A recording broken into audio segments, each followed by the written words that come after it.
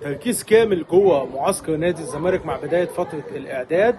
الزمالك خلاص زي ما كلنا عارفين بدا فتره الاعداد بتاعته بشكل طبيعي جدا استعدادا لبدايه الموسم الجديد. الفتره اللي فاتت كان في كلام كتير جدا جدا جدا فيما يتعلق بالبرازيلي خوان بيزيرا لاعب نادي الزمالك، مشكله مستحقات وكيله، اللاعب اتاخر في الوصول، طب جاي لا مش جاي، هينتظم مش هينتظم، عروض خاصه لخوان بيزيرا. اهم خبر بالنسبه لي جوه معسكر نادي الزمالك في بدايه فتره الاعداد خلال الساعات القادمه، اهم خبر جوه فريق نادي الزمالك مع احترامي لكل اللعيبه، البرازيلي خوان بيزيرا يعود وينتظم في تدريبات ومعسكر نادي الزمالك خلال الساعات القادمه. بيزيرا يعود الى القاهره خلال الساعات القادمه من المطار لمعسكر نادي الزمالك في العاصمه الاداريه الجديده.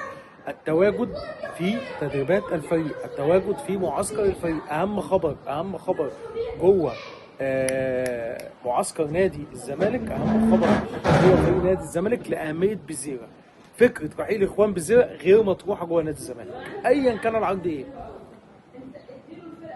وايا كان المقابل المادي ايه. نادي الزمالك متمسك باستمرار خوان بيزيرا، الاولويه لنادي الزمالك بقاء بيزيرا ورافضين مناقشه اي عرض لاهميه بيزيرا. انت عندك ايقاف قيد، لو ما عندكش ايقاف قيد كنت ممكن تستفيد من الفلوس تبيع واجيب كذا لعيب، لكن طول ما مشكله ايقاف القيد موجوده الزمالك لا يفكر نهائيا في رحيل اخوان بيزيرا والتمسك باستمراره مع الفريق خلال الموسم المقبل.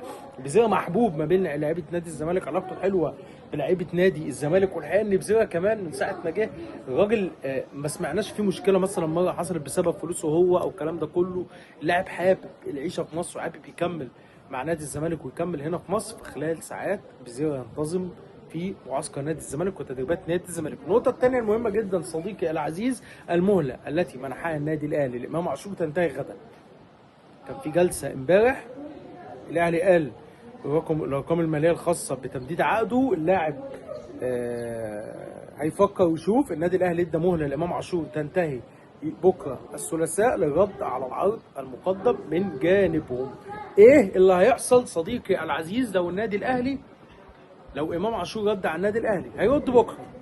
خلاص خير وبركه، امام عاشور يمدد تعاقده مع النادي الاهلي بشكل رسمي، وامام عاشور مستمر مع النادي الاهلي. هو بقى في عقده سنتين، ممكن كمان يمدد عقده سنتين كمان. يبقى انت كده خلاص مسلسل امام عاشور انتهى تماما في حاله ان امام عاشور رفض. النادي الاهلي قدامه قرارين، القرار الاول الابقاء على امام عاشور واستمراره مع النادي الاهلي حتى نهايه عقده. خلاص انت بقى في عقدك سنتين هتكملهم معايا، بعد السنتين امام عاشور يرحل عن النادي الاهلي. اما القرار الثاني الخاص بامام عاشور، النادي الاهلي يوافق على بيع امام عاشور الصيف ده. خلاص احنا ما توصلناش لاتفاق والراجل مش موافق على الارقام الماليه الخاصه بتاعتنا، فالموافقه على بيع امام عاشور دلوقتي. عنده عروض؟ عنده عروض في الدوري السعودي، في الدوري السعودي واكتر من عرض. ف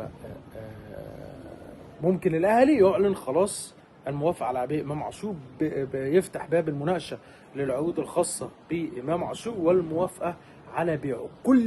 كل ده هيتحدد على ايه؟ هيتحدد بناء على رد اللاعب نفسه، هيتحدد بناء على موقف اللاعب نفسه.